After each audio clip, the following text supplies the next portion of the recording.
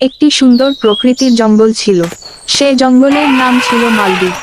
সেখানে দুইটা সুন্দর প্রকৃতির পশু বসবাস করত, আরও বসবাস করত বাঘ, সিংহ, খরগোশ, কচ্ছপ।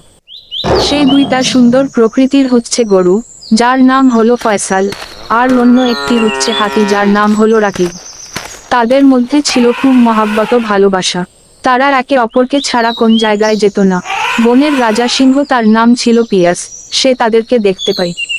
বনের রাজা ছিল হিংসুক, সে ফয়সাল ও রাকিবকে আলাদা করতে ওঠে বসে পড়ে। পিয়াস তার মন্ত্রী হরিণ মাহিনকে বলে তুমি আজ থেকে ফয়সাল ও রাকিবের দিকে নজর রাখবে। একদিন ফয়সাল ও রাকিব জঙ্গল দিয়ে যাচ্ছে, তাদের উপর আক্রমণ করে কিছু বাঘ। তারপর মন্ত্রী বাঘের মাধ্যমে ফয়সালকে আটকে নিয়ে যায় পিয়াসের কাছে। তারপর পিয়াস ফয়সালকে বলে তুমি আজ থেকে আমার অধীনে থাকবা। ফয়সাল বলে আমি আমার বন্ধু রাকিবকে ছাড়া আমি থাকবো না। আর অন্যদিকে রাকিব তার বন্ধুর জন্য অপেক্ষা করছে। তারপর পিয়াস তাদেরকে আলাদা করে ফেলে। প্রায় 1 বছর ধরে ওদের দেখা হয় না। হঠাৎ একদিন বদলে যায় পুরো মালদ্বীপ জঙ্গল। জঙ্গলে বড় একদিন যুদ্ধ হয়। সেই যুদ্ধে প্রায় 1 বছর পর ফয়সাল ও রাকিবের দেখা হয়। হঠাৎ দুজনেই চমকে যায়। রাকিব আর ফয়সাল আবেগভূত হয়ে যায়, চোখের জল চলে আসে। ওরা একসাথে কোলাকুলি করে। তারপর রাকিব এবং ফয়সাল আবার একসাথে হতে গেলে পিয়াস বলে তোরা একসাথে হতে পারবি না। তারপর জঙ্গলের সবাই খেপে যায়। তারপর সবাই মিলে পিয়াসকে তাড়িয়ে দেয়। তারপর রাকিব ও ফয়সাল আবার আগের মতো জীবন পরিচালনা করে। এটা হলো বাস্তব বন্ধুর পরিচয়। তারপর রাকিব ও ফয়সাল বলে আমাদের বন্ধুত্ব সব সময় অটুটভাবে ধরে রাখবো।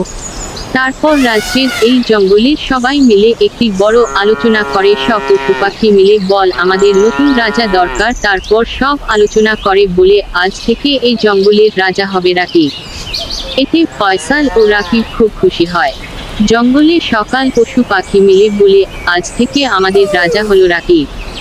এরপর রাকিবের মাধ্যমে পুরো জঙ্গলের চিত্রপট পাল্টে যায়। গরু ও ছাগল সব পশু পাখি জঙ্গলে খুব শান্তিতে বসবাস করে। ফয়সাল রাকিবে বলে আমার আজকে অনেক বেশি খুশি লাগছে। রাকিব এই কথা শুনে বলে আমাদের এই জুটির কেউ কিছু করতেই পারবে না। আমরা সব সময় বিপদে এই জঙ্গলের পাশে থাকব। আমাদের এই ঐক্য একজোট হলো আমাদের জঙ্গলের কেউ কিছু করতে পারবে না। এটাই বাস্তব জীবনে এগিয়ে যাওয়ার মূল কাজ। এটা হচ্ছে সিংহের অহংকারের ফল।